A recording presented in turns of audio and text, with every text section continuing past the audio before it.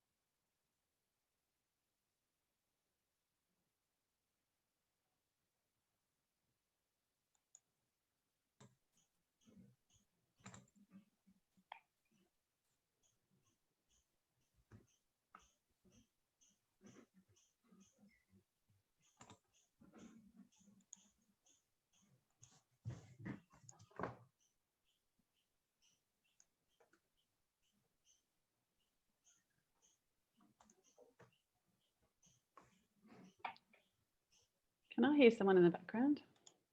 Yes, it's me. Oh, hello. Are you going there, Beck? You can't see me. Should you see me? I can see the people that are on the call. I can see 10 people on the call.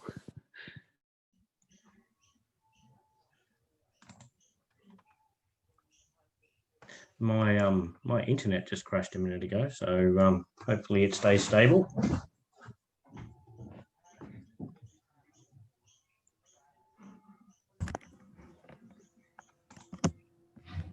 I might just mute myself, Heath. I'll chat to you soon. Roger that.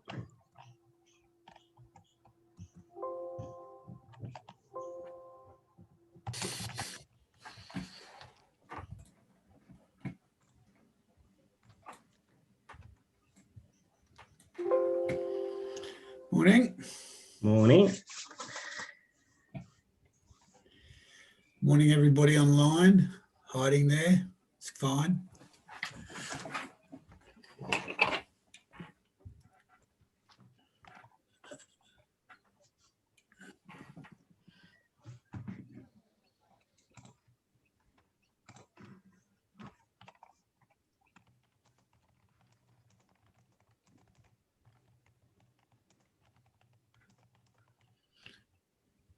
Heath, while we're waiting, Yeah.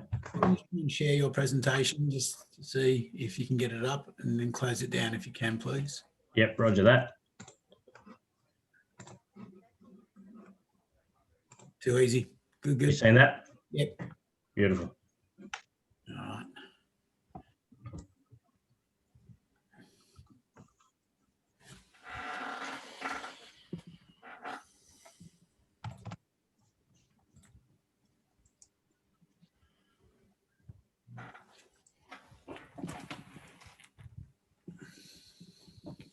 Morning, Michael. Morning, Heath.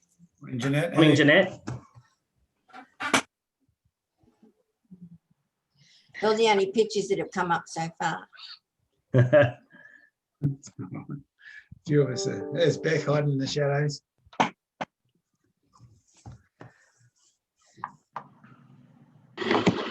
Hi, Beck.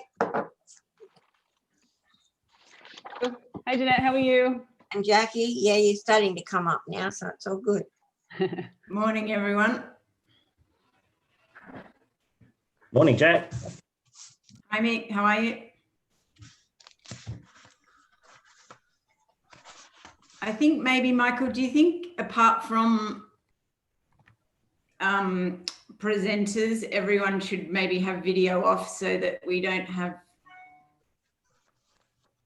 I'm not sure. A lot of people like to have them on. I guess it has impacted people's internet reception in the past.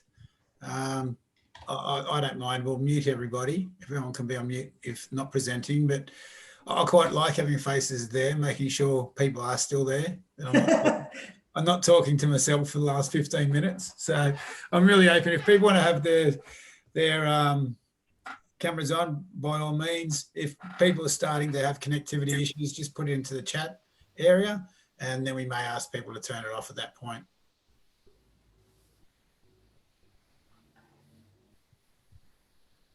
Hello. Hello, everyone. Just give it a minute or two because we had quite a few more registrations. Morning, Mitch. Hello, Jack. Second good morning. The more official good morning. Yes. Yeah. Hello, Mid Coast. Barrington Coast, hello. People Midcoast, Nimbin, Byron, Port Macquarie, Bellingen, Tweed, everywhere. Good to see. Everyone's on. Good stuff. Dominic Melling, guest presenter from Tourism Australia from the capital city of Sydney, New South Wales. I was going to say, where there he is, the famous Dom. How are you, mate? Too kind. I'm good. Yeah, sorry. I turns out I didn't actually register for the webinar, which is always a fantastic start. Either did I. I realised a few minutes too. But I've got to Come on, you lot. Surely we've got this sorted by now. If it makes you feel any better, gents, Jackie Burnside could attest that the reason this is our second good morning is because I just got off the phone with her 3 minutes ago saying, how do I get into this thing? I hadn't registered it either. I'm starting to find Zoom like travel. The more I travelled over the years, I think some ways the worse I got at it, the more I took for granted. And it's the same with Zoom sometimes. Anyway, we got here. We're all here. All right. All right, I think we've got quite a few participants online now, so I think we'll get underway. For those people not presenting, if you could go on mute, that would be fantastic. If you missed the early rambling conversation, in the past, some people have suffered in terms of their internet connections when everybody's online, but I quite like it when people's faces are there to make sure people are still here. So we'll see how we go, and if you're having problems, then please just put into the chat box. As we go through, we've got a variety of presenters here today. What we'll do, if you've got kind of questions or things you'd like to raise, we'll have a Q&A at the end of it. So feel free to put it into the chat section of Zoom. I'll be collating some questions if they do put in there, and we can kind of address them with all the various presenters. Or if the question's aimed at somebody else in the audience, then we can open it up at that point. But quite a lot to cover, so let's get underway. And I'm the first presenter. Aren't you all lucky there? Okay.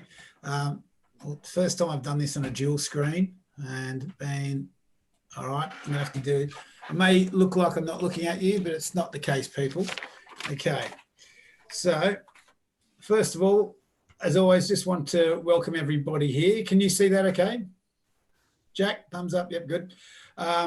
We all always appreciate when you take the time to connect with us and to take the time to hear about updates from the industry. This is a chance for us to reconnect with industry, to reconnect together. It is challenging at the moment for obvious reasons that don't really need to be explained. And we always appreciate having everyone here. So I'm just having trouble with my camera thing here, but that's fine. Okay. Today we'll provide a platform to raise and discuss challenges and opportunities. It's a great chance to hear updates from our key partners in Destination New South Wales and Tourism Australia. And what I'll be doing in my presentation here is a quick taking the time to look back, which I think is always important. You know, we get fixated on what's happened, but we need to understand where we've come from in many ways. And then also to look forward and to have a look at some of the challenges that we will be faced with. So the first thing I wanted to cover is the value of tourism. We'll be releasing this document to LGAs, and if they want to share it further, then that's great, in the coming week. And this is a document that we produced in conjunction with Destination New South Wales. And it's a great document in demonstrating the value of tourism, as the name suggests. And we've faced a lot of things, negative impacts over the last 9 to 12 months. But one of the, I guess, silver linings of what we've had, I've had some very influential people say to me who've been tough to convince otherwise, that what this has demonstrated to the industry is the value of tourism. And the value of tourism to many and varied communities, and ones where sometimes it has been, disputed in the past. Now, when you look at what the tourism does for the North Coast, it is absolutely immense. And a couple of quotes I pulled out of the report here. Every minute of every day, tourism delivers just under $10,000 of visitor spend into the North Coast. That equates to over $14 million a day, a value that grew last year by 13.5%. And that equaled over $5 billion of expenditure into the North Coast. Another thing I find that often happens with our industry is people diminish the impact of what our industry does compared to others. Now, tourism on the North Coast delivers 9.5% of jobs. Now, I think it's only the health industry that delivers more jobs than we do. It supports nearly 7,400 businesses, which makes up like nearly 1 in 5 businesses on the North Coast. And it directly delivers 6.8% of our region's gross value add, which has grown every year since 2010-11 at an average of 4.5%. A lot of people just don't recognise these figures, and we're always bombarded with other industries, manufacturing, retail, mining. In terms of export income for New South Wales last year, tourism was ranked number 2 with $22 billion. Mining was number 1 at 26. Manufacturing was 3rd at a distant $13 billion. So we need to be proud of what we do and recognise how important it is to our economy. I won't read out all these statistics on this slide. You can see them there for yourselves. But what really just kind of a breakdown, because we need to understand what the makeup of our industry is if we're going to combat the challenges that we're facing at the moment. So traditionally, international has made up 2% of visitation, but 15% of nights and 5% of expenditure. So quite an important component for the quantity of visitors that we get. The real engine room of tourism on the North Coast is domestic overnight visitation. 42% of visitors, but 85% of nights and 76% of expenditure.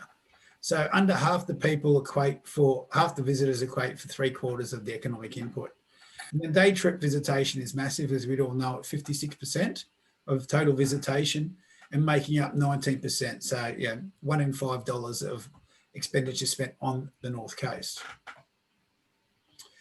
So how are we tracking compared to everyone else? So I've had a look at the figures over the last year. The latest TRA figures that we have available are year ending June 2020. And it's always, you can get caught up in your own figures and believe that you're a hero or a loser at the same time, but you've really got to look at a comp set to see how we are tracking. So I've compared us here against the state and the national averages here. So visitor numbers, we've done better than the state and national, which are both tracking around 19% down. We're 13.5% down. Nights, we're down 17%, which is more than New South Wales and Australia. But you see on the last slide, the last September quarter 2019, we had a real bumper year in terms of nights. And I think it might be a little bit of a statistical anomaly because it was such a jump. And I think that's impacting there.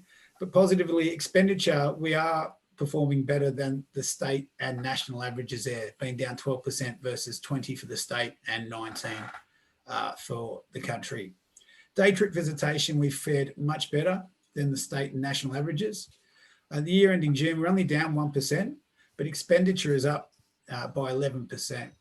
And a lot of the anecdotal feedback that we've received off LGA, local tourism managers and various industry partners is that due to the changing nature of the visitation, and people that would normally be going overseas who have pivoted to domestic holidays or just staying at home, we are seeing heightened levels of spend in many kind of areas, particularly in the F&B sector and in certain destinations. So how are we tracking? This is, again, the latest TRA data. So the blue line is 2018-19, September through to June, and the red line is the equivalent time for 2019-20. So you'll see from the visitors' point of view, September this year, we were down compared to last year, or September 2019 were down compared to 2018. Had a great December quarter. March was a little bit below. And then June, we've fallen off a cliff, unfortunately, which wouldn't be a surprise to anybody. The domestic nights reflects those as well. And what it was mentioned before, like in the September quarter, we went from an average length of stay in 2018 of 2.9 nights to 4.4 nights in 2019. So that's why I think we've got some of this anomaly here. So it's all very negative, and we didn't have any data beyond that. What we did have, Destination New South Wales has got a partnership with Westpac, and they've created the Westpac data monitor. So this is based off 2.1 million Westpac card holders, and they use this as a guide to extrapolate the spend in region. So this is based off real spend, whereas TRA is still based off quarterly surveys. And I found this quite interesting. You can see, from August through to December, it's fairly normal tracking. I guess November was a little bit down with the fires, but then returned with a bit of a vengeance in December and January. You can see in March where it all impact starts to come through, and April is the bottom of the barrel there. May we started to be able to travel, around our houses and around our regions a little bit more. And then June, interregional travel opened up, and we're really on that upward trajectory. And I think we've all experienced that recently with recent school holiday periods and travel since that June long weekend. I was traveling, I took a little bit of time off in the last school holidays. I travelled to Red Rock, I went to Woolgoolga, and I spent some time in Port Macquarie. All were absolutely humming, and it was great to see. And by the way, if you've never gone camping at Red Rock, we go camping a lot up and down the North Coast. That was one of the best spots I've been to anywhere in the world, I feel. We were about 100 metres from the river, 100 metres from the beach, and it was just an amazing little spot to be. International visitation. I was going to make a trend graph here, but since Parramatta got knocked out of the NRL finals, I've been depressed enough already, and it started to just get too depressing here. So I thought, let's take a different look at international. And what I thought here is, International Air Transport Association has reported that air passenger numbers won't return to 2019 levels until 2023. Thank you. If you could just put yourself on mute if you're not presenting, please. It's to help. It's a new product for when you fly. It helps to set your makeup as well. Great. If you could just maybe put anything like that. The lady we met with yesterday. Cool. Is that Veronica? Who's that? If you could put yourself on mute there, please. Thank you. Anyway, that's a little sideshow. That was good fun. Okay. So what we do have, though, I think we're going to look at what we can do. And what we do have is an opportunity to convert travellers to return to domestic destinations. Now, the graph on the left demonstrates what was spent by travellers in 2019. And collectively, international travellers spent $45 billion on Australian travel. So $14 billion before they left and $31 billion once they arrived. Australian travellers conversely spent $57 billion overseas. So that presents an amazing opportunity to convert some of that overseas spend into domestic spend as well. Domestic overnight has this, and so then looking at the graph on the table on the right, I just thought we need to have a look at how the different visitors compare and to see what we need to convert to make up the economic shortfall. So we've seen the macro figures already on visitors, visitor nights for international, domestic overnight and domestic day trip visitors. But I think the important ones is around that expenditure. So you look at the expenditure of an international visitor, and with our high profile of backpackers, about 56% of our international visitors are backpackers. We get a relatively long stay at 11 nights, but a very low daily expenditure of $64. So their total economic input's around $706. Domestically, our domestic overnight visitors are pretty close comparison to that. So for every kind of extra domestic passenger visitor we get, we combat the loss of an international one. And for domestic day trip visitors, they spend $123 per day. So we need about 5.5 extra day trip visitors to make up the loss of the expenditure for an international visitor. And I know that's not that simple. Now, we've got different parts of our industry are going rather well at the moment, but there's certain sectors that are certainly still struggling. Obviously, events in the business event sector, which we'll talk a little about later, is suffering, but there's a lot of light at the end of the tunnel there. The youth accommodation sector, the backpacker sector, will be suffering significantly. And similarly, is that experiences and attraction sector, we're getting a lot of anecdotal feedback that they are still suffering a lot. So we don't just need the numbers to kind of morph. We need a little bit of a change in behavioural travel from domestic travellers. What we really love to see would be the mobilisation of domestic youth travellers who would have normally gone overseas, who travel throughout our region and ideally travel on a road trip or kind of in a way similar to the international visitor would have done. If we can get those guys to come through, then by nature, a lot of our experiences and attractions will benefit from that as well, which will be fantastic. And it'll go a long way to making up the shortfall of what we've lost from that international visitation. Oops. I just thought some research and activations that we've got coming out either soon or in the midterm. We've been working with a consultancy called Stafford Strategy. Some of you may have seen they've been doing a lot of work with the Tourism Transport Foundation, TTF, and they've done some great work for us. The first piece was to create the very creatively titled Tourism Research Project review document. And what this is really doing is it's a forward look for, let's say, 10 years at our industry. How do we anticipate the market will, shift and morph, and that's in terms of demographics, both domestically and internationally, but also source markets. How are our destinations in our industry as a whole? How are we equipped to accommodate that demand? And what are the gaps and what do we need to do to kind of to make sure that we maximise that project, that potential demand? That project then led on to a deep dive into the accommodation sector of our industry. And it won't be news to many of you, but we've got an abundant amount of accommodation, but much of it was made for a different era. We've got a really high proportion of motel accommodation, predominantly along kind of key artery roads and all aimed at that kind of short stay stopover visitor, usually traveling somewhere else.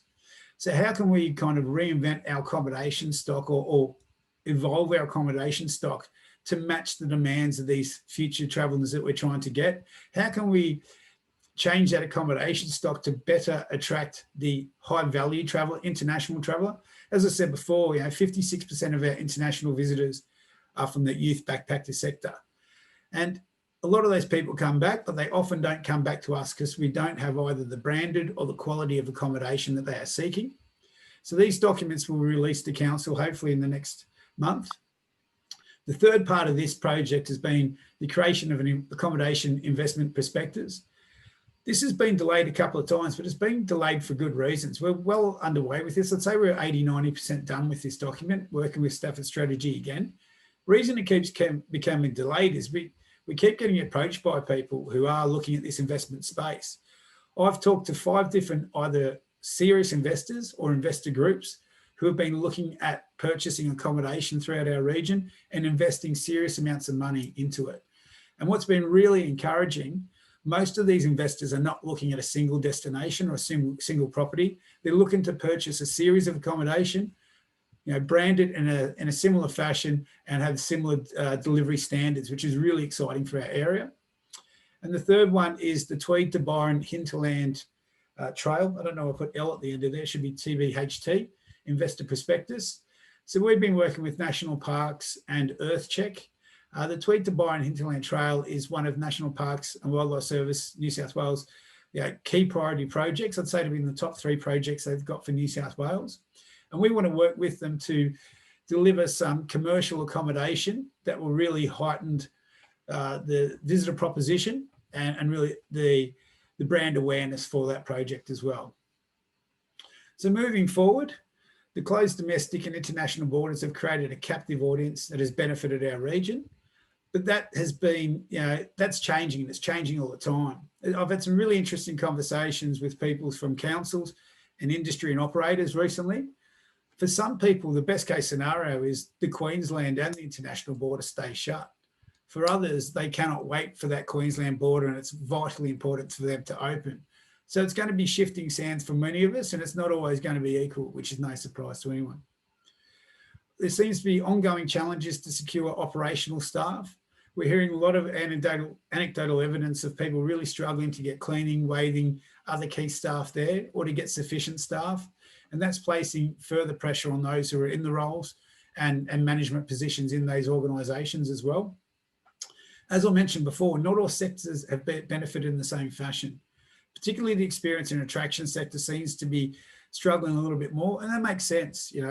when we travel overseas or we travel a decent distance within our country, I think most of us don't really balk at spending a decent amount of money on doing a day trip, either for ourselves or families. When we travel in smaller circles, which people are doing at this point, we tend to find that people are more reluctant to spend, say, $400, $500 on a day trip for a family than they would have been if they flown to Cairns or they flew overseas. So we've been continuing to lobby for a voucher system for this sector.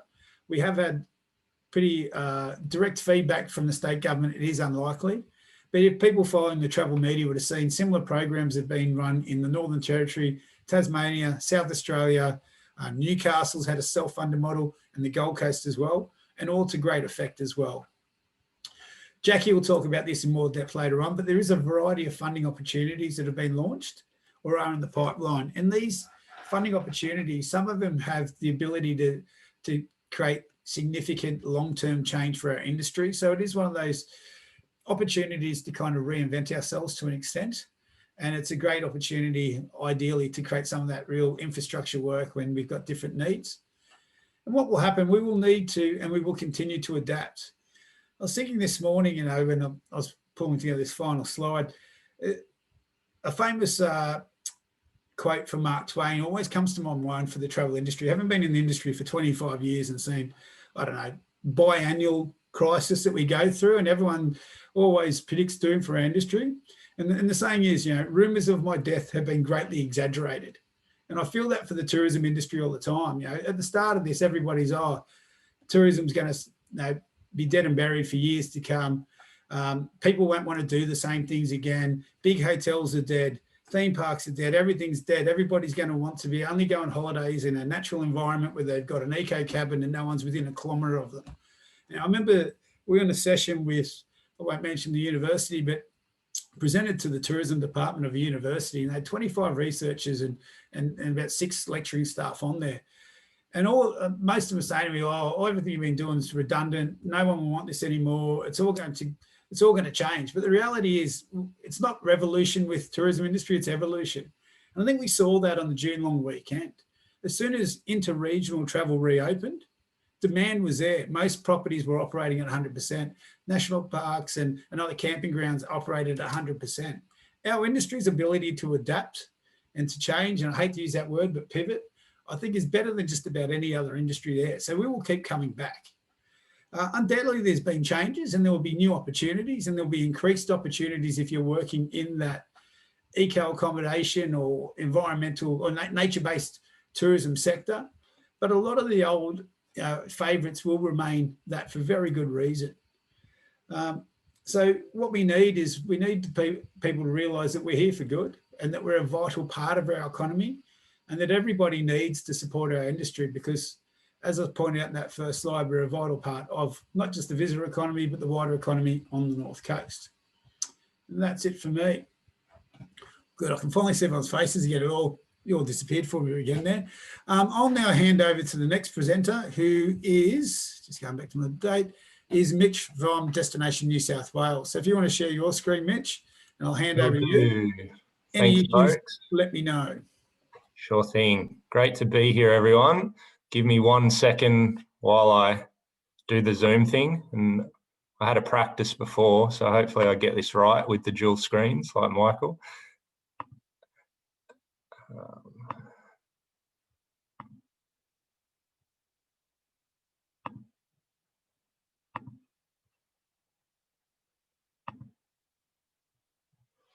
Okay, guys, so can everyone see my presentation full screen? Nods, yes, great. Okay, now there's just one more thing. You probably see me feel around here. I just want to make sure I'm sharing sound as well. Yes, fantastic. It's the last trick I had to learn this morning before figuring that one out. Okay, so yeah, great to be with all of you for the first time. I've met some of you already, others possibly not. So a big hello. I'm very excited to be working with everyone on the North Coast. Look, I hate talking about myself, but for the sake of just this one last time, And I know some of you have heard this already, but for those that don't know me yet, I thought I'd just start with a little bit of an overview, so it's relevant for everyone, and you know how I fit in. I'm born and bred in Port Macquarie, live in Lennox Head now, father, surfer, former sales and marketing manager for hotels and resorts. So I've previously worked for DNSW in this same role for Country and Outback, but now have the absolute pleasure of working with the North Coast team and living in region as well, which is really great. Where I fit in, I guess, compared to the DN, for those that may still be a little hazy on that one, is basically I act as a conduit between the Destination Network team and then the DNSW statewide specialist teams. So where Michael and Jackie will generally act as the main point of industry engagement and deliver projects that they're working on outlined in their DMP, many of which Michael just spoke about. I then plug in and help manage Destination New South Wales led projects and campaigns for the North Coast region. So this includes things like marketing campaigns, PR and media visits, funding opportunities, and then the DNSW trade and industry workshops, to name a few. Communications wise, so I'll engage directly where there are opportunities for any of you to participate in DNSW programs. And I'll keep you updated regularly on new projects and campaigns via these sort of forums and via the DN team as well. Look, that said, by all means, it is a two-way communication process. I want to stress that. I encourage everyone to, keep in touch, reach out, have a chat when you have questions or need help. But probably best just to keep in mind that Michael and specifically Jackie work in really close partnership with me and the DNSW specialist teams on anything that affects, councils, LTOs, or operators across the North Coast. So it's really helpful if you speak to the DN and I collectively, just so we're on the same path.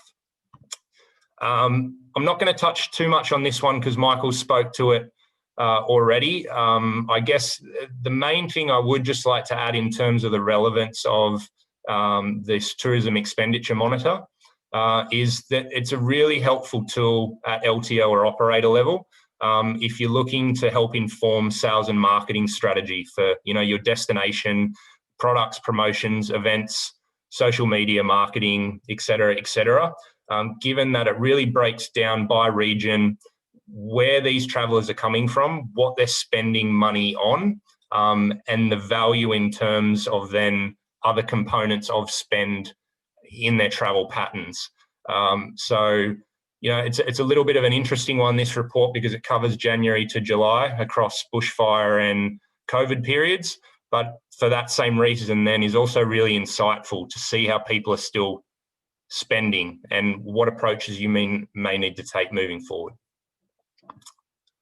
So getting straight into, I guess, what a lot of people want to hear about from DNSW, I feel on a regular basis, is what's in market, what's happening, what are we doing with marketing and PR and campaigns and so forth. I'm conscious that you haven't had someone in this position full time for some while. I know you've had chats, some of you, with Jackie Greaves, and she's been doing a great job at giving you updates on some of this stuff that's been happening. But I thought it best just to recap some of the stages and evolution of the Destination New South Wales Recovery Program, better known as Love New South Wales, to many of you, what's been happening over recent months and then what's planned to follow. So many of you will have seen the Love New South Wales advertisements launched in phase 2 there that you can see on the screen. And then the more authentic and personal local operator stories, and more recently, the Love New South Wales interactive map and planning tool that was launched in phase 3. For those of you that may not be aware of some of those things or would like another look, I've also embedded the links for this video content and the web pages in this slide as well when you hover over here. And you'll get a copy of these slides after the presentation. So I won't go into them into detail now, but they are there for those of you that want to have a look. So moving forward, as we transition into phase 4 of the campaign, which is road trips themed, upcoming, the paid media activity for those phase 2 and phase 3 components have finished up or are finishing up now. But just so you're aware, they did include metro and regional TVC, TV commercials, large format billboards at Sydney Airport, paid social, digital display, domestic trade, advertising, a lot of social stuff on the Visit New South Wales pages, publicity activities, including editorial coverage, live broadcasts in region, visiting journalists. And then, of course, we also ensure our activations are supported across other campaigns and their social media networks. So Dom will speak to this, I'm sure, but know that DNSW ties into the TA's Holiday Here This Year campaign wherever possible. And we support it via integrations of key messages, conversion programs in our marketing campaigns and use of their logo and hashtags as well wherever possible. So I just wanted to say a big thanks to those that have already provided valuable feedback to both me and the DN on some of these campaign elements, phase 2 and phase 3 that have been in market. We appreciate all of your feedback and we'll continue to work with you to make them and the next stages as useful and as helpful for everything you're activating at a local level. There's also a downloadable industry fact sheet and toolkit available on this program on our website. And I'll share that link at the end of the presentation. So like I said, what's next, what's coming up? It's a road trip focused component. It's still in development stages at this current time. So I'm not able to share any specific details, only because there's still changes, updates and final decisions being made. So I'd hate to tell you something that then may change in the next week or two, but it is happening as we speak. There's going to be some exciting announcements made in the next couple of weeks.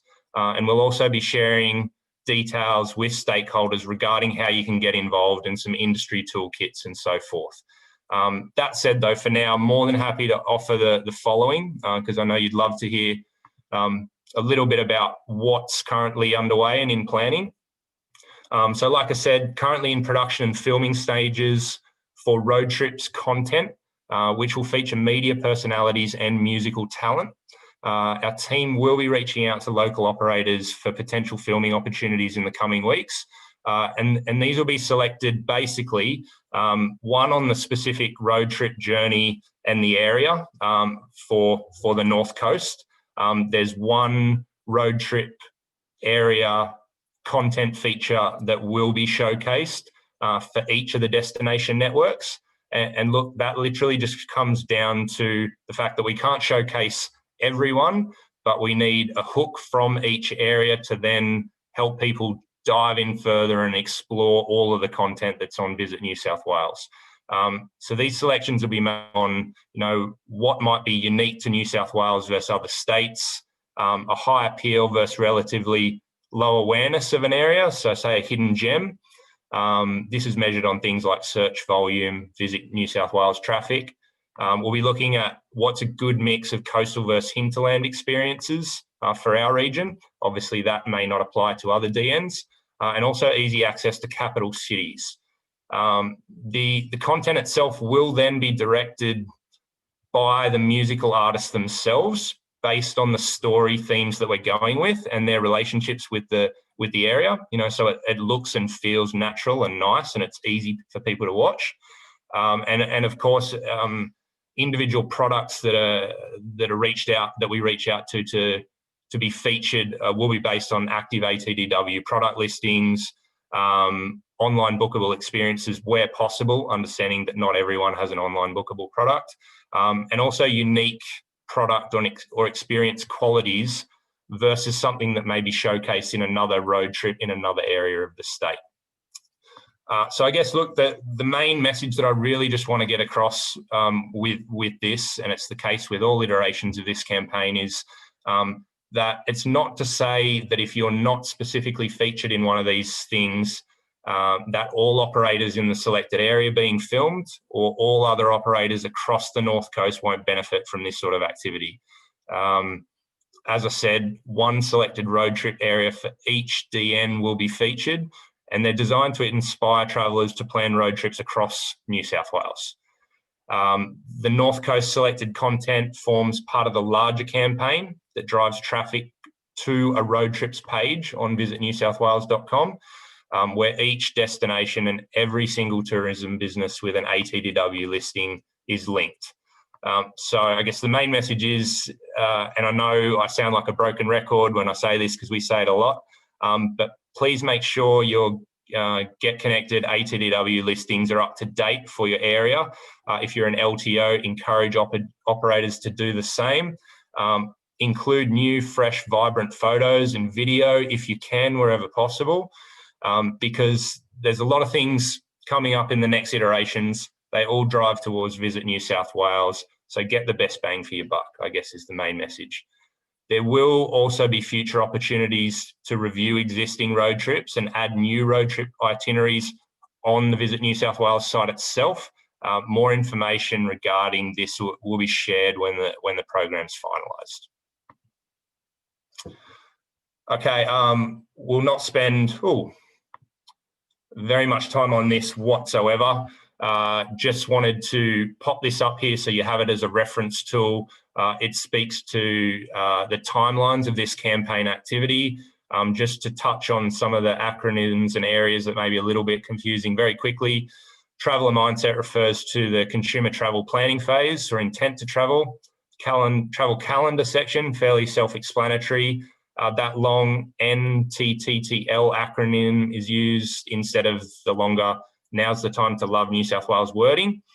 Each block represents the individual campaign time period in market with supporting paid marketing activity. And then that always on section refers to DNSW activities that are part of our normal consumer marketing focus throughout the year and then tie into some of the stuff we're doing with these specific campaigns.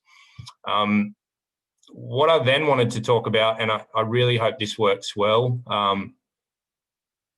I'm going to try and play this because this is really exciting. Something that's been announced just over the weekend. Some of you may have seen it already, but it ties in nicely with that road trips element, and then the musical theme is the Great Southern Nights program. So let's give this a crack, folks, and hopefully it works.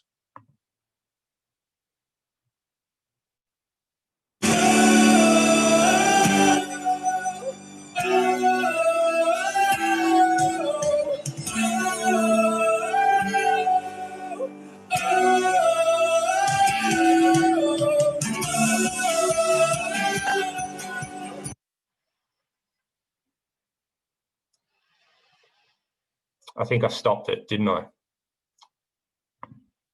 One moment.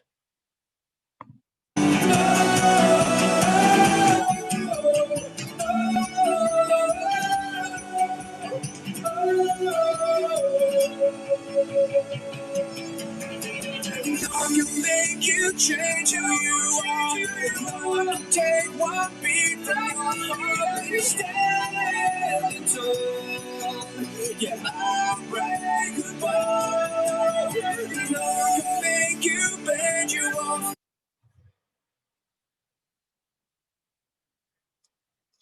Okay, guys. Slight technology fail, but you get the gist, I feel. So look, yeah, like I said, we're really, really excited about this one. Just going to make sure all of this is sharing again correctly.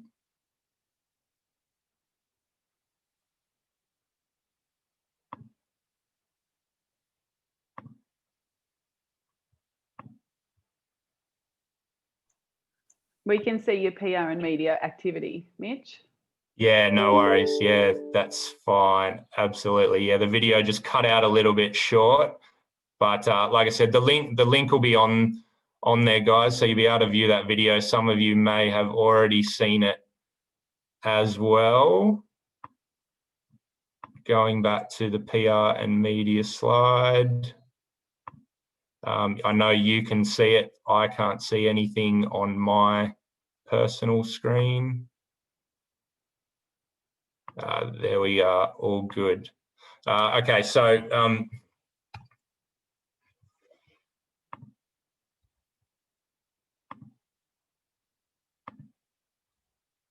I'm just going to pause it there so it doesn't play again. So just to give you a little bit of information on what that exactly is, if you're not aware. So Great Southern Nights music event series, which brings over 1,000 COVID-safe performances to live music venues across Sydney and regional New South Wales in November, which is part of Australian Music Month. So the event is a New South Wales Government initiative delivered by DNSW in partnership with Australian Recording Industry Association, ARIA. It's designed to stimulate the revival of live music and entertainment sectors, and in turn drive then the visitor economy in post-COVID recovery phases. So earlier this year, how the process worked, venues across New South Wales were invited to submit online applications for the program website to host these events. There's now a great representation of venues and artists now confirmed to perform across the entire North Coast region. So congratulations to all of you that were a part of that application process. And the dedicated gig website now gives you access to ticket sales and how to get involved with them. There's also a road trips map function to help you plan your regional gig trips, which is really exciting. How you can get involved in spread the word is by using imagery, videos, key messaging on your own channels. And there is a toolkit for the Great Southern Nights campaign that we've created, and it is available on our website. The links will be at the end of this presentation now also. Okay. Sorry, guys. So what's happening is, I know you can see it on my screen. I'm seeing two different things and having trouble switching from one to the next. So excuse me for one sec while I'm just going to refresh. Hey, sorry about that. And go back. I cannot get it off this video. You'll be watching it on loop forever. Mitch, I've got your presentation. I'll share from my screen and just get back up to where you're at. Okay, mate. I think I'm good. Give me, yeah, sorry for the delay, folks. I said it's my own fault for trying to do something really creative. But yeah, it's just caused a bit of a hiccup in the link between the video and the rest of the presentation. So if I go back to this one, current slideshow. Okay, there we go. Thanks, guys. So yeah, moving on to then PR and media. Sorry, Mitch, it hasn't come up. No worries.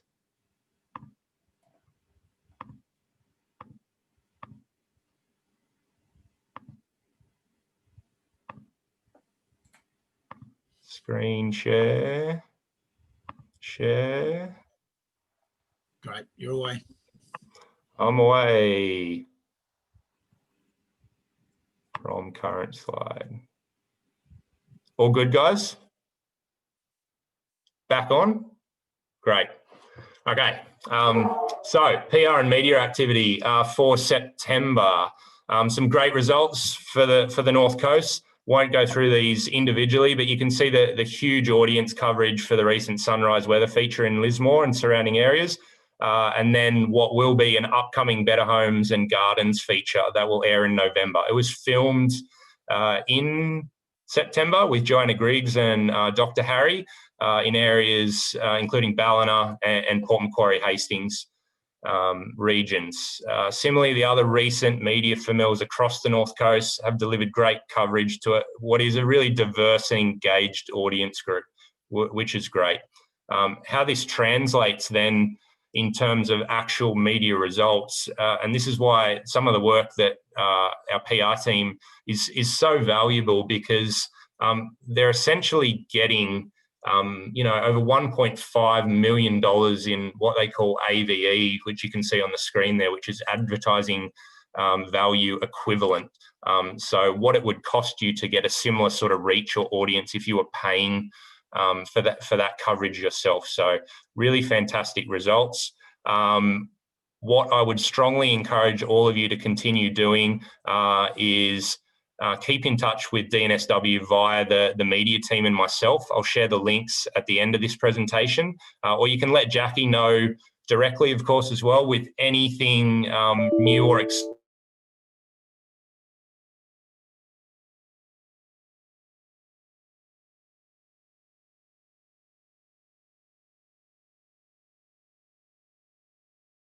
think poor old Mitch is frozen there. Never complimentary when you freeze, is it?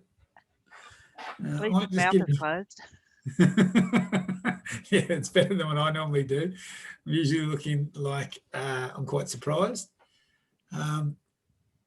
Today is not the day for technology, it It seems. isn't.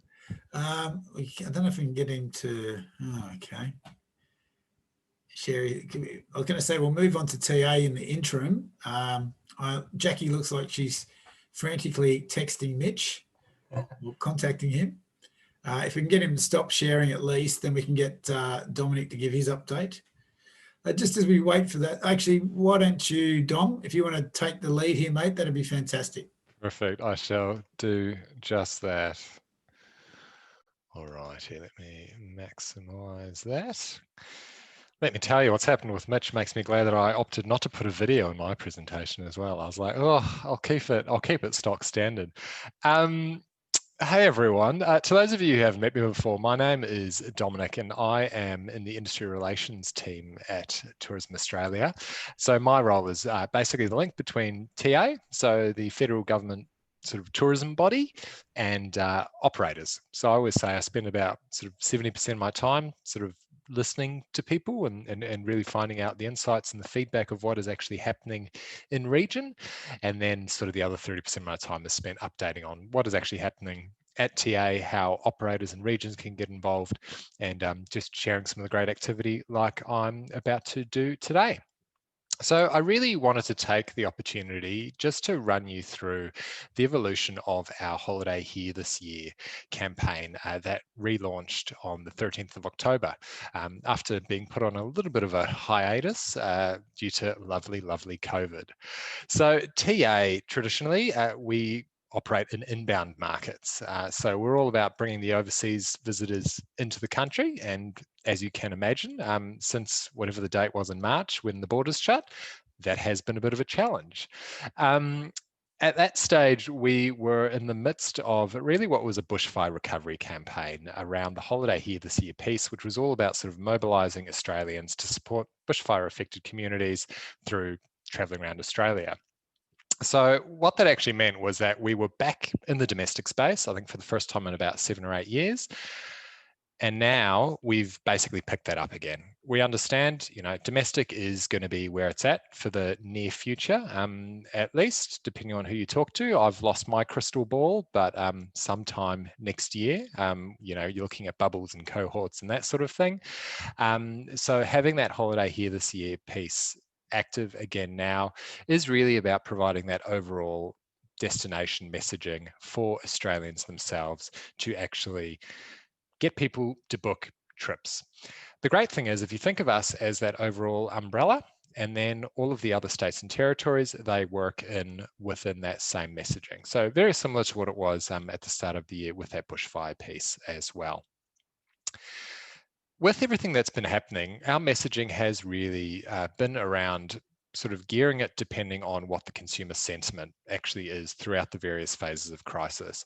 The key thing for us really was never, I guess, go completely quiet, because it's much harder to sort of regain momentum once you stop and then try and start again. It's almost like having to gain a new customer again.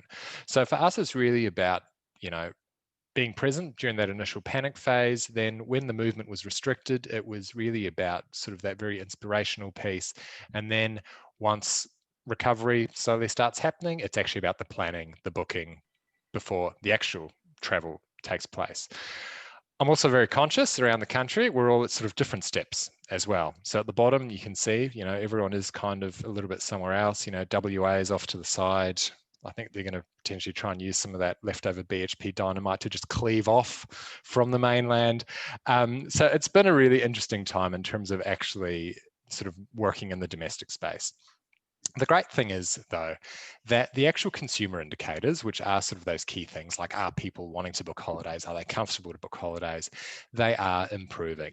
So basically they're at above or equal to what they were prior to that second wave, where things were actually all right. I mean, there's still some work to go with consumer confidence. So on the left there, you can see that anything below 100 is basically negative, but things are thankfully trending upwards.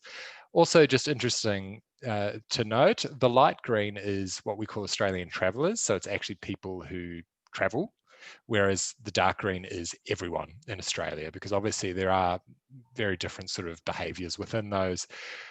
Realistically, it's the travellers that are actually going to spend the money. The other people are the ones who tend to just really not go anywhere. The great thing is, in terms of that going somewhere crowd, that 53% of people are actually keen to travel in the next 6 months. So really positive, and it means that you can really kick off with that messaging to actually get people planning and booking their holiday. A great thing as well is that the reason for people taking a holiday, the number one reason is that they feel like they need a holiday. So it's a very logical, a very obvious one, but also great because it actually tracks above just that usual VFR, that visiting friends and relatives. Because we are conscious, that VFR crowd, they don't necessarily spend as much money as sort of that true holiday crowd. With everything that we've been up to over the last few months, it has been all about finding that right message for the right moment. So I mentioned earlier, we started that Holiday Here This Year message around that bushfires piece, and then it was really paused around when COVID-19 first started impacting the global travel space. Then in that in-between period, we had a number of sort of different creative pieces just to keep that dream alive, including something which some of you may have seen, but the Live from Oz project, which was a whole weekend in May, all around live streaming experiences from around the country. That was also partnered with a special edition of the project on Channel 10 as well. Now that things have actually started to open up a lot more, we have actually been able to really progress with switching on that Holiday Here This Year piece, and also, I guess, changing the messaging a little bit in terms of what we actually want people to do. The key thing that we really want is to get Australians to travel around Australia the same way that international travellers would, or even so, get Australians to spend money here like they would when they are overseas as well.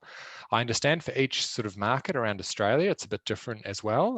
For the North Coast, obviously, as Michael touched on, that youth market is key. So it includes getting that domestic youth market to travel, but then also just to actually get people to spend money, get people to do experiences, to go out with touring product, and to think a little bit differently to what they usually would. When Australians are in Italy and all over in Europe, they are spending big on everything. Whereas for some reason, we have sort of this thing in the back of our heads when we're around Australia that we tend to still be that little bit stingier. So we just want people to basically spend money. We want them to understand, hey guys, you probably aren't going anywhere in the near future. And by spending money in Australia, you are actually helping out everyone. So it's really that concept of, Holiday Here This Year for Australia. As part of that launch, we started off with a little teaser the weekend before the launch, which was, all about sort of that aspirational, destinational imagery, covering sort of all around the country and really showcasing some of those unique environments that we have. And then the campaign itself is a fantastic partnership that we have with Hamish Blake and Zoe Foster Blake, and it's all around really planning a holiday here this year for Australia. It's great because, it is a very relatable concept as well, and it'll really be a 12-month program that once they can travel, because they are actually locked down in Victoria at the moment, we'll be able to showcase a whole great raft of destinations around Australia and really actually just show people the breadth of experience that there actually is around the country as well. As I mentioned earlier, I didn't include the video here, just didn't want to play with fire there. Mitch is a braver man than I am, but if you just Google Holiday Here This Year, that one's bound to come up if you haven't actually already seen it on TV as well. So this campaign itself, so you've got some TV creative, you've got radio, you've got other out-of-home pieces. That's all actually in market now. So you'll see we sort of talk about different states, and it's really all about, you know, really acknowledging what's happened and sort of moving forwards with that planning, that booking behavior as well. As well as that, whole raft of social activations behind the scenes, in addition to the standard Tourism Australia, See Australia type social media content as well, but really trying to play to that domestic market a little bit more and really showcase that diversity of what's around. Backing this up, there's a range of sort of great domestic partnership work happening as well. In terms of national partners, so there are a number of conversion campaigns that started actually back in sort of June, July, and are continuing right up until the end of the year and into next year as well. So that's both with big retail in terms of your travel agent base, as well as some of your online channels and some of your other methods there, as you can see as well. And of course, the great work that we are doing with the state and territory tourism partners. So Mitch mentioned it, everything that we do ties in very closely with what Destination New South Wales does, and that links into what I was saying. We're sort of that big umbrella message, and then all the states can really leverage off within that. A good example of that is that on the australia.com consumer site, we've actually got a great new road trips section as well, and some of the key Destination New South Wales itineraries are actually loaded in there as part of that. In terms of the Halo Partners piece, this is where we have the opportunity for basically any tourism operator, any region around the country to actually use the Holiday Here This Year assets. So that toolkit that people can actually download has all the logos, how to use them, and this really actually helps regions and operators to leverage off that wider activity that is happening around the brand. So the concept behind this is that a consumer would see a TV ad, they'd hear a radio ad, they'd see a billboard somewhere with the Holiday Here This Year message and the piece, and then they see a brochure from your region, a social post from your region, something like that, and then they automatically tie the two together. So it's really that whole concept of singing from the same song sheet. We started this concept sort of earlier in the year with that initial burst of Holiday Here This Year, and already with the new Holiday Here This Year piece, there's been some great uptake from operators around the country as well. So it's really all about leveraging off that wider message that exists out there in the market. So you can download that toolkit from tourism.australia.com/holiday here, and it has all the different logo types and colors depending on where you are using that creative. And we really just want you to be able to spread that message far and wide in your regions to get consumers to be able to connect the dots between what we're doing and then what you're doing as well. Just lastly, some other great assets to be aware of. Everything that we have sort of lives on that Tourism Australia corporate website, including some great Australia-specific research as well. If you want to know some travel sentiment as well from the domestic market, there is a fortnightly travel sentiment tracker that actually lives up there. So that's updated every fortnight. Then a reminder as well, the Aussie Specialist Program is how we actually train travel agents, including domestic travel agents. And there's some opportunities for tourism operators within that to upload training videos as well as industry rate offers to what is always a very highly engaged group of travel sellers. And then also a number of things, including our social media guides as well, really helping you to leverage off what TA does in those channels. So just lastly, if you haven't already subscribed to our weekly Essentials newsletter, you can do that just using that URL there. We have also got a domestic edition of our Working with Tourism Australia guide available. You can also access that on that Australia hub. And if you ever have any questions about, you know, what we're doing, my details are all there. And yeah, I just encourage you to keep an eye out for all the work that's happening around Holiday Here This Year, whether it's, you know, the billboard pieces, the ads, all of that creative, as well as some of the great partnership work as well. There's a lot of great articles with the likes of Concrete Playground and Broadsheet, where a lot of North Coast regions are featured as well. And it's really just trying to, again, share that diversity of what is actually available around this country and really just getting that Australian consumer to spend some money in all the wonderful regions that we have. Thank you. Excellent. Thank you, Dom. Always insightful and always great to have you on board to present. Really encouraging to see our national body and Destination New South Wales also promoting that we get out and undertake these different experiences and attractions in our area. I think it's something as the industry we need to take on personally as well. Try to get out yourself. And if anything, now we all live in a beautiful part of the world. And by nature, we tend to get a lot of visiting friends and relatives.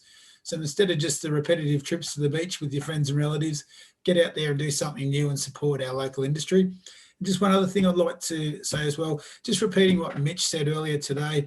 I know it's repetitive, but it's essential. Get your ATDW listing and your Get Connected listings up to date. Dom and Mitch have just explained some of the record spends that are going on in this market. If you don't do that, you're not in the game. It's as simple as that. And we're very fortunate in this state that it's free to do ATDW because of Destination New South Wales. Get Connected's free, so there's zero reason not to do it. I'm just going to give Mitch a bit of a chance to wrap up as he was rudely kicked out of his own presentation. What a first time appearance, hey? Sorry, guys.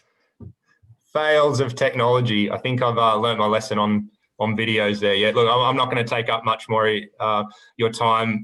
Thankfully, although it wasn't sleek and professional at the end there, that was the last key message, I guess, that PR piece in terms of updates and things that have been happening from us.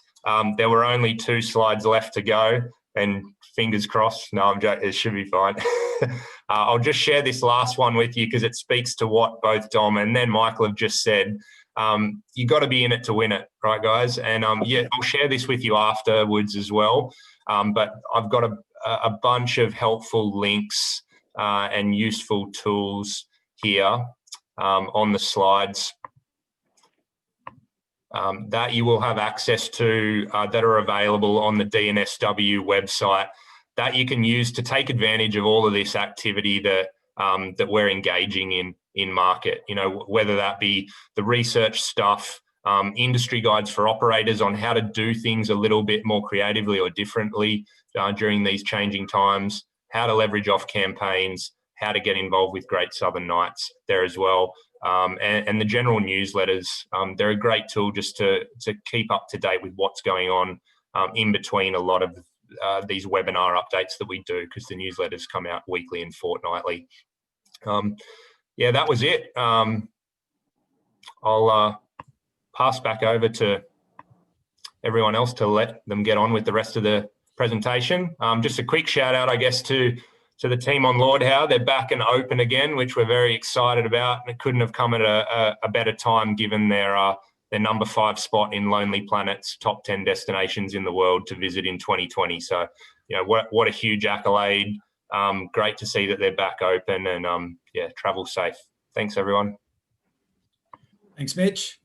Now I'll hand over to Rebecca Morley and Heath Batterham, who are our business events representatives, to present on their sector.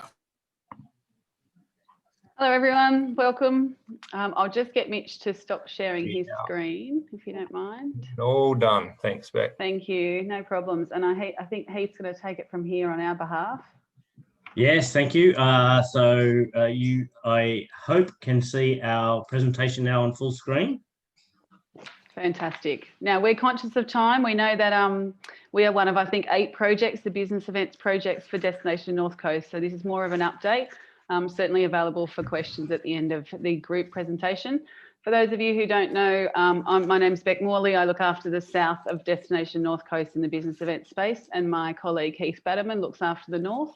And it must be a thing with our team. We didn't actually organise this, but we're working off this quote, Michael: everything will be okay in the end, and if it's not okay, it's not the end. So trying to keep that positivity and remain buoyant throughout this last 6 months.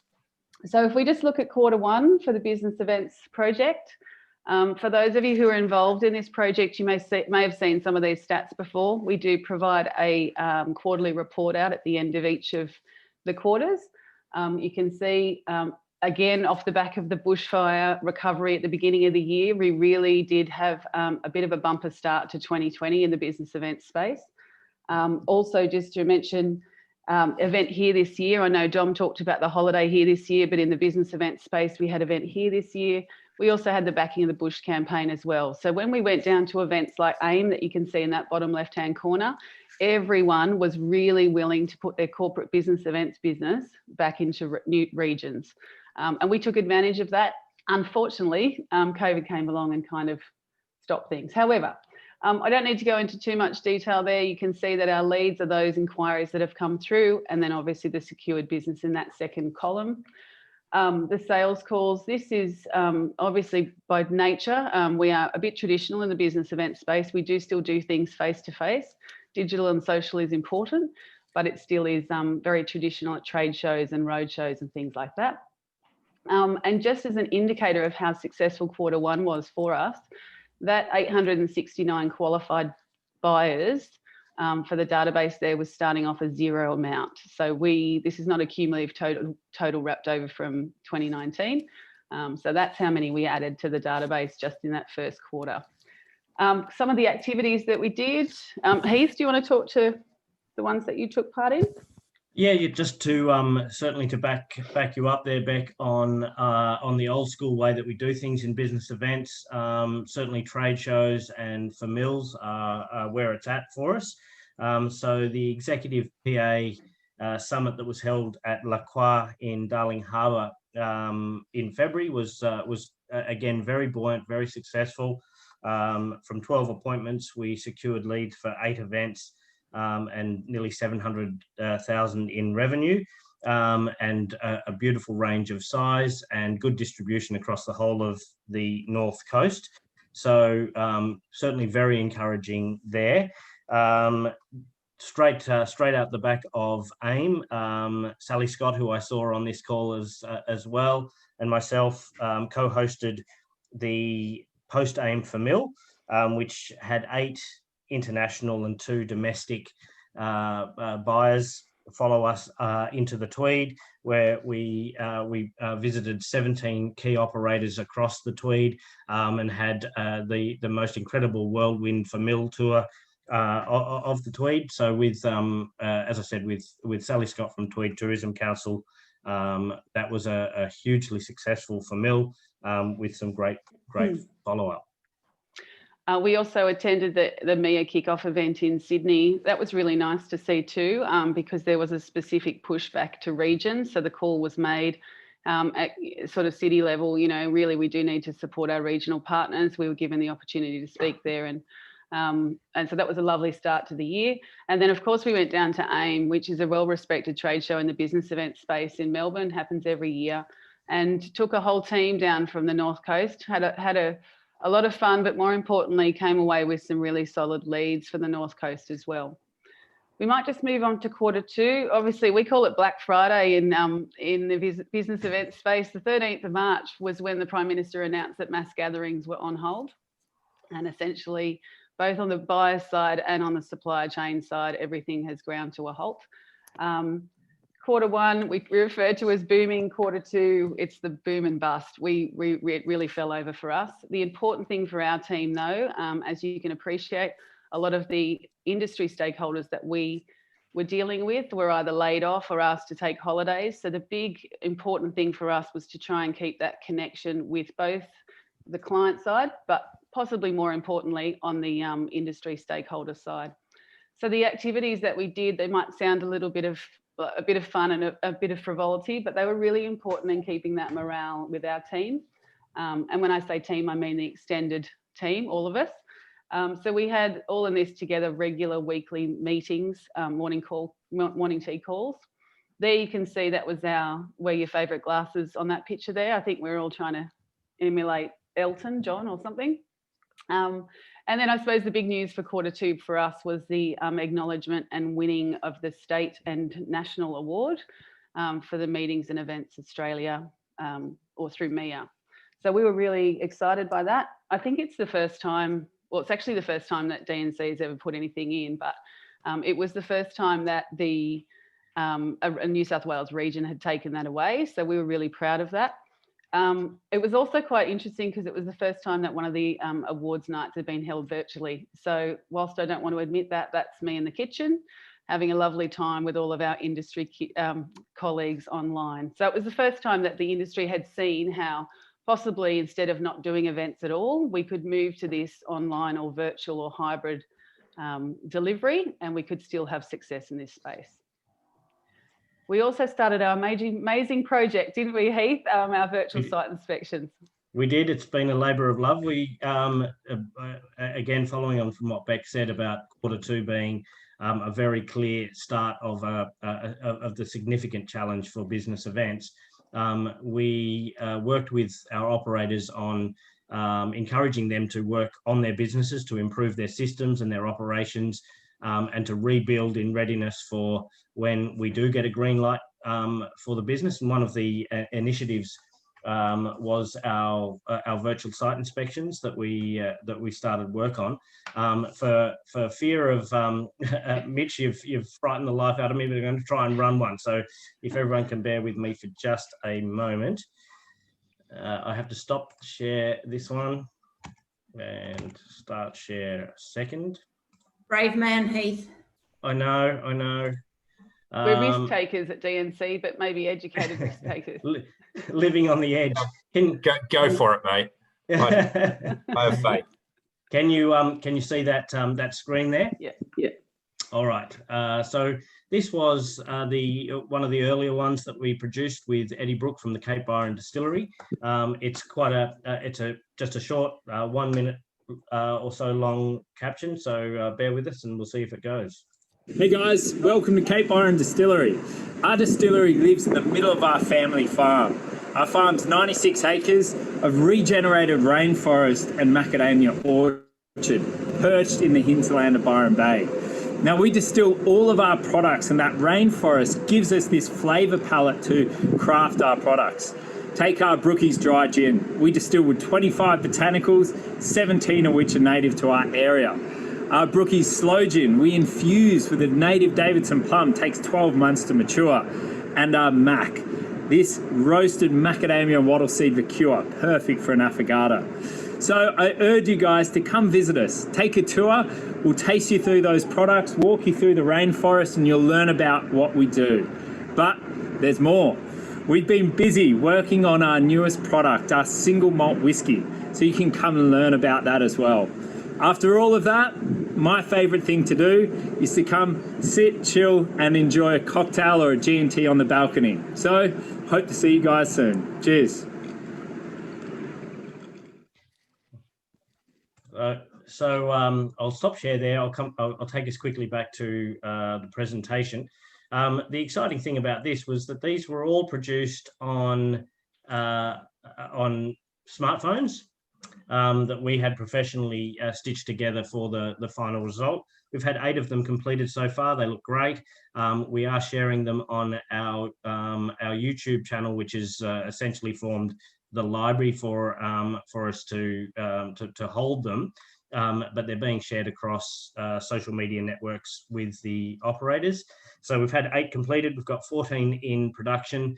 It has been a labour of love. It's been confronting for people, I think, to take this approach, but we're certainly reflecting and enjoying seeing the necessity of taking on this opportunity to present when you can't do it necessarily in person anymore. So they're being very well received by the industry as well, because a lot of them haven't been able to do those normal site inspections or for meals that would form normally part of our offering in the business event space. So this is an opportunity to be able to facilitate that as well. We might move on to Q3, just conscious of time, but in amongst our team, this is the rebuilding phase for us. We started to see in business events, some of the restrictions were being lifted, COVID safety plans were being developed. I know that's been a nightmare for some people. We'd like to think that the team, the DNC team, has come alongside those people that were struggling to be able to and get those COVID safe plans in place so that you could take, albeit smaller numbers, but that you could take some business back into the venues. It is quite interesting that as the leisure business picked up, we had heard stories about, traditional conference centres and conference areas of hotels and resorts being converted back into bedrooms and kids club and everything to be able to deal with the leisure demand. So when the leisure demand has come back down again, we hope to be back ready for the business events demand that we hope is coming. you can see that the results there on the screen. As far as activities went this year, Q3 did also see the first of the face-to-face trade shows. We had our first one back down in Sydney with Events Uncovered. That mask is not usually part of a corporate attire that I wear to a trade show, but we did find that it was very important to be able to get back and start talking face-to-face to our buyers. And a lot of our trade shows are actually in a hybrid model at the moment. So we do have the opportunity to speak to them face-to-face, and also those who are a little bit resistant and a bit nervous, but to also speak to them online as well. Just jumping in, Executive PA was my first experience of attending in hybrid format. So that's, you probably can't see it very well from there, but that's my little head in a jar on a computer screen, where clients came up and sat down and held their meetings with me there, 15 minutes long. Really incredibly encouraging, really, in light of what we'd gone through. The industry was definitely showing a desire and a willingness to return to business events as usual. So 10 leads from 13 appointments is not too bad. And those are active and live leads that we're working with at the moment, restricted somewhat by travel restrictions, but they're active enough leads for us to keep on rolling, to secure as soon as we see green lights come through. So really, really encouraging there. Jack, how are we going for time? Did you want to have a quick... we probably need to move on. Yeah, we might just think we'll just mention I'll save you the second recovery video process. Yeah, let's not go to the second one. You guys can have a look on those on the YouTube channel if you would like to. No problems at all. Probably just in wrapping up on the last slide is where to from here. We are excited to be facilitating some events, more face-to-face events in Q4. But just a bit of an update about Q4 and also looking towards 2021.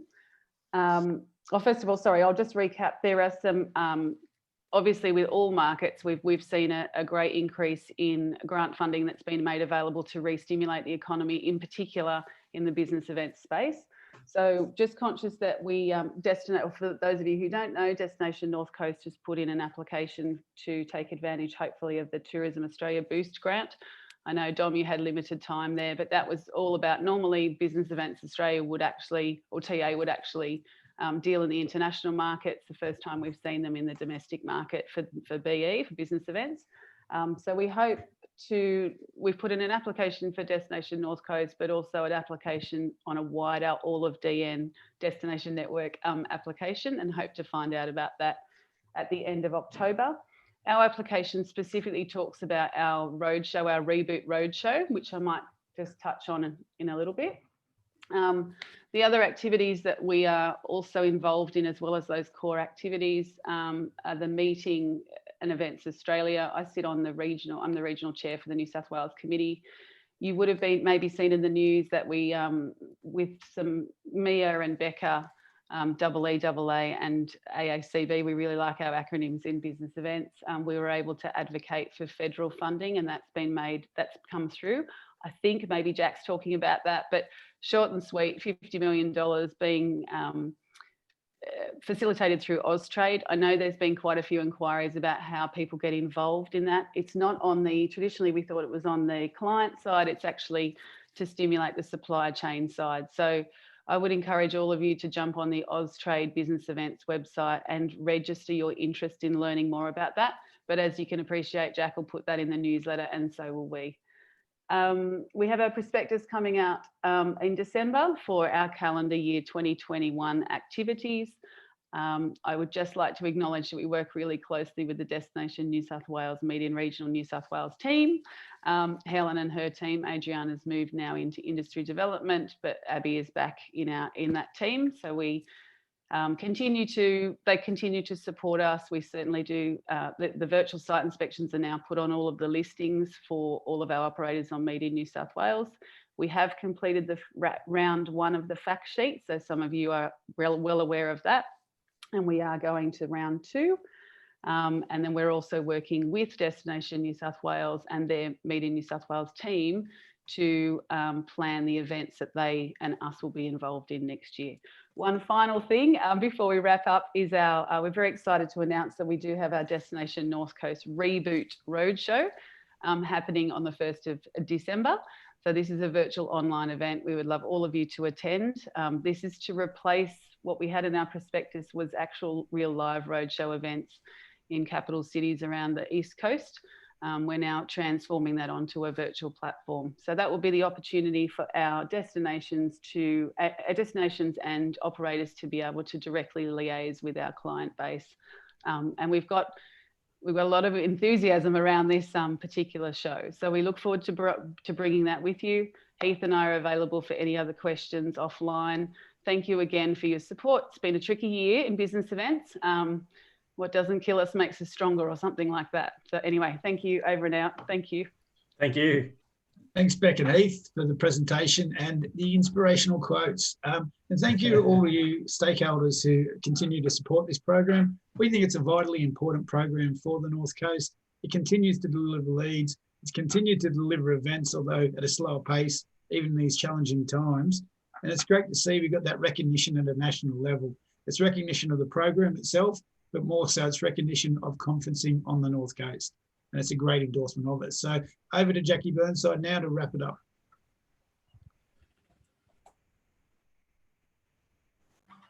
Good morning, everybody. Can you see that screen? Yes, great. I think first and foremost, I'm going to have to talk to Michael Thurston about getting an in-house graphic designer so we can compete with DNSW and TA. But hopefully you can all follow along with me. Gosh, I'm on the last slide, not the first slide. Just hang on a sec. What happened there? I don't want to emulate Mitch and end up in a mess.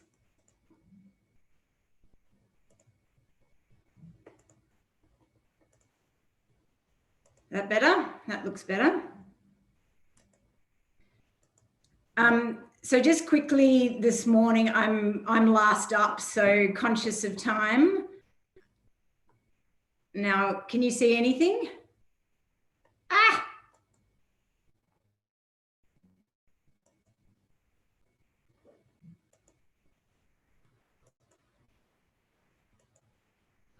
Put the kibosh on me, Mitch.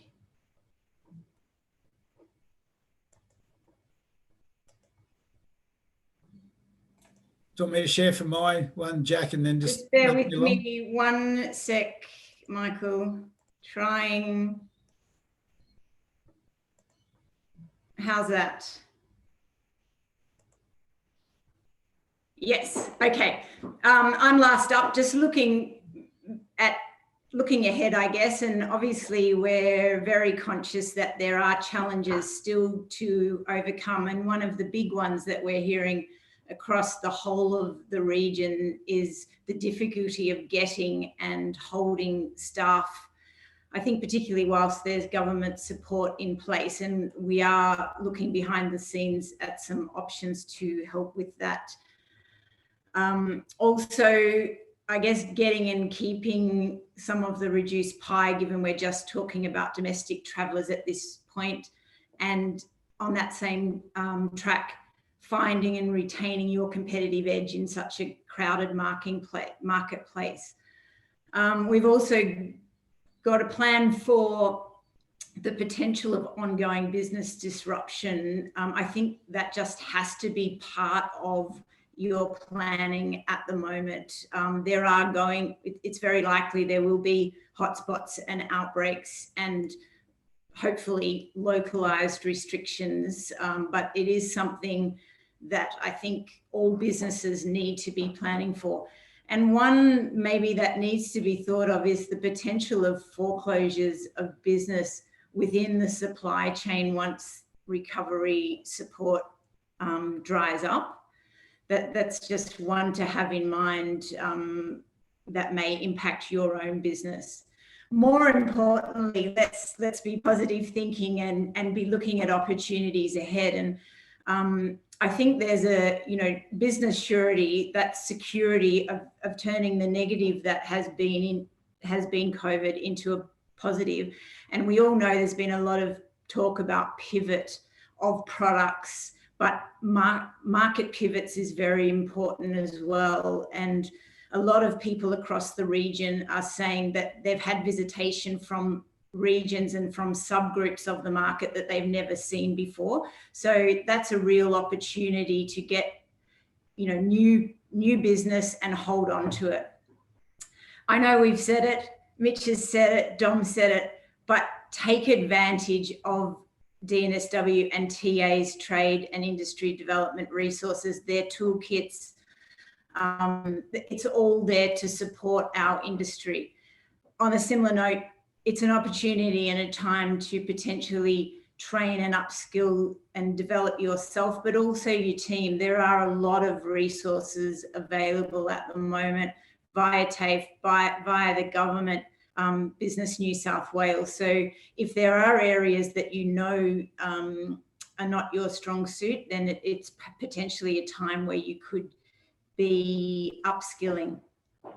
There are two supporting apprentices and traineeships, one for apprentices and trainees that were impacted by COVID, to get them back on it. It's a subsidy to cover 50% of their wages. And then there's a new one that's come out in the budget, which is boosting apprenticeships looking forward. And again, that goes to filling some of those staffing gaps and helps build a pipeline of skilled workers. Again, a 50% wage subsidy.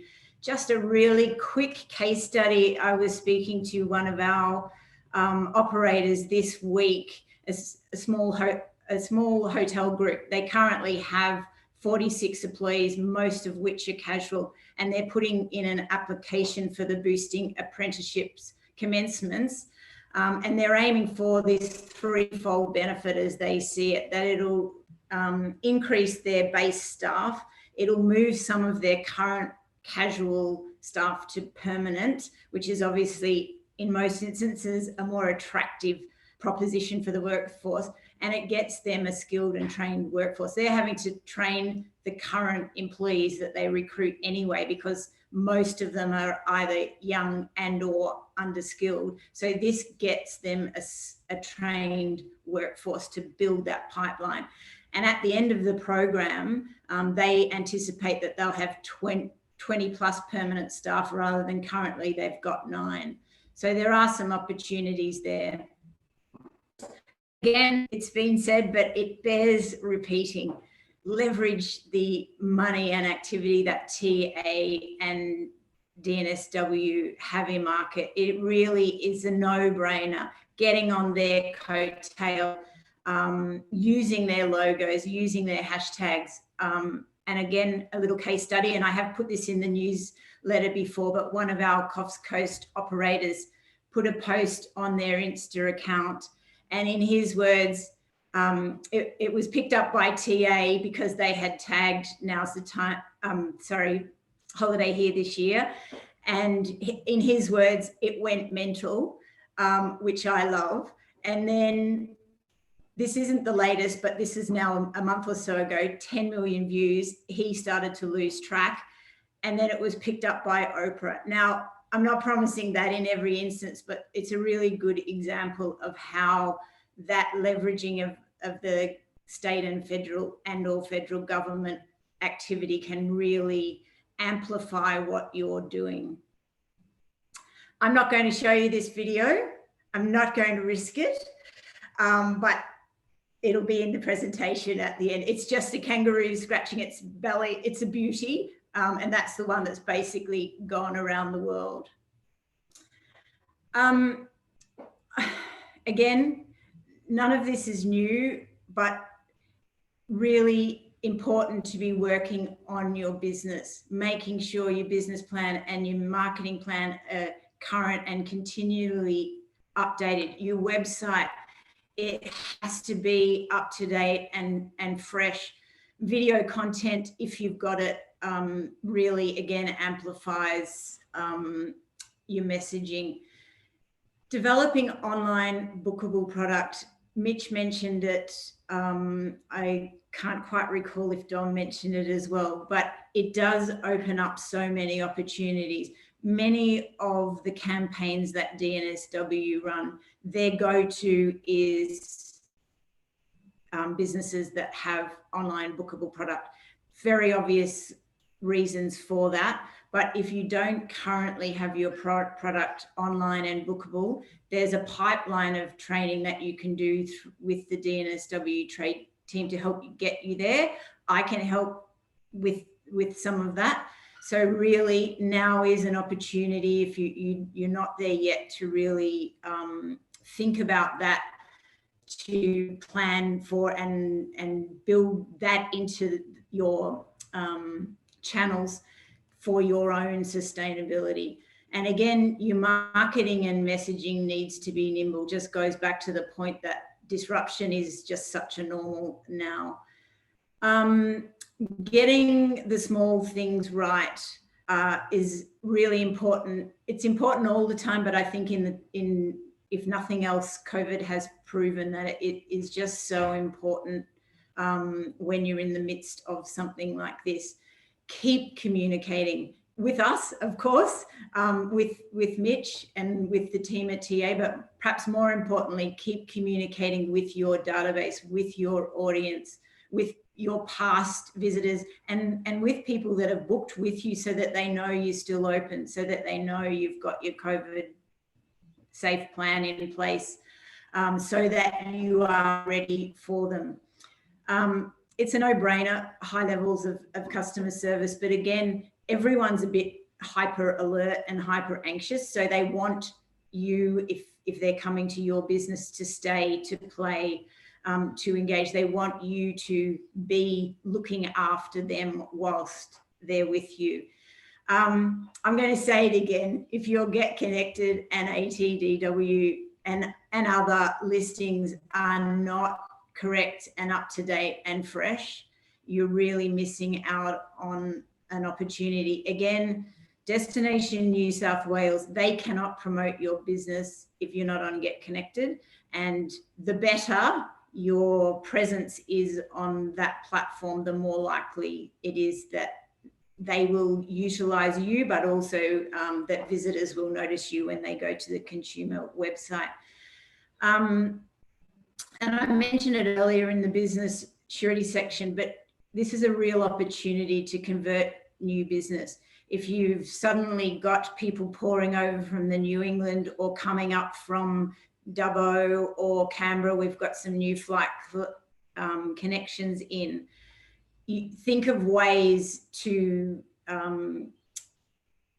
get them to become repeat clients. This is a real opportunity to have a new visitor market. Similarly, for your local market, restaurants, even accommodation. People are literally traveling from Ballina out to the Tweed to have a weekend away because they can't go over the border into Queensland or further afield. So think about deals for locals, because that should be your bread and butter market that really protects you through some of the highs and lows that we're experiencing, and fair to say we will probably continue to experience. Just lastly, and I'm speaking very quickly because I'm trying to make up time so we can have some Q&A, but 3 of the bigger grants that I wanted to talk to, as you are probably all aware, any grants and funding opportunities, our Destination North Coast e-newsletter is our main avenue for sharing. So there is obviously a lot more out there than these 3, but I just wanted to bring these particularly to your attention. The Regional Tourism Bushfire Recovery Grant, there's been a lot of announcements about this, and the first round of funding for most players has been announced. This was available to councils across mainland North Coast, all of them bushfire affected.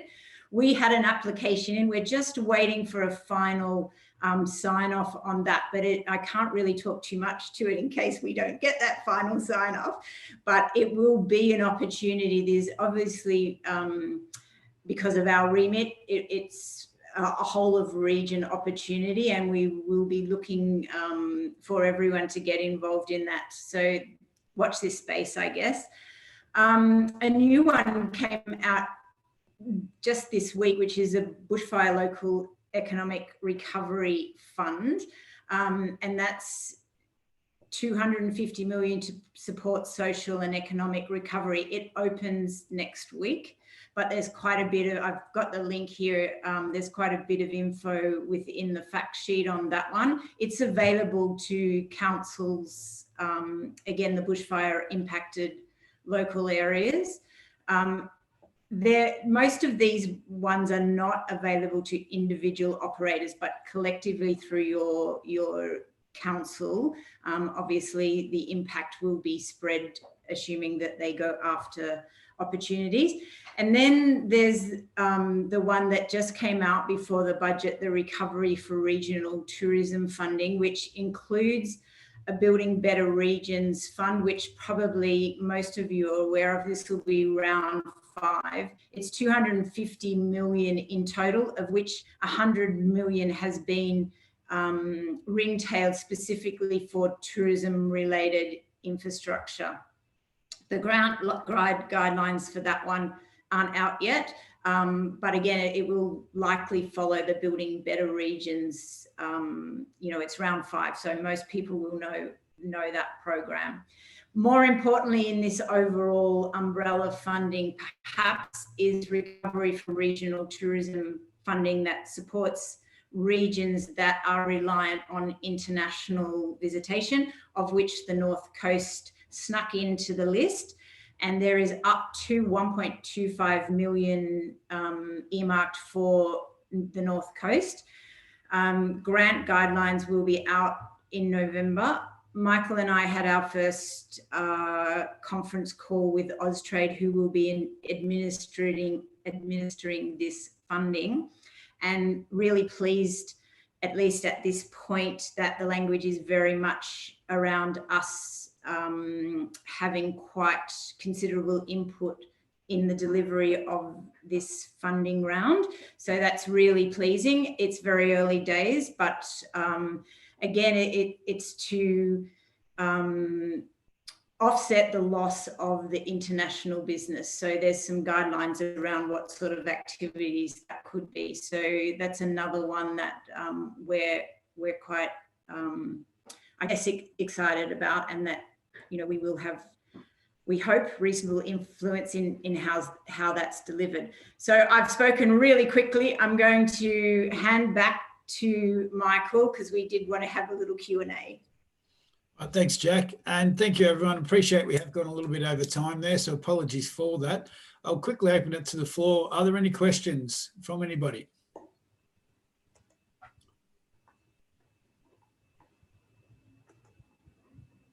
No, I've tied you out with an hour and 37 minutes of information. Understandable. Okay, going once, going twice, 3 times. All right.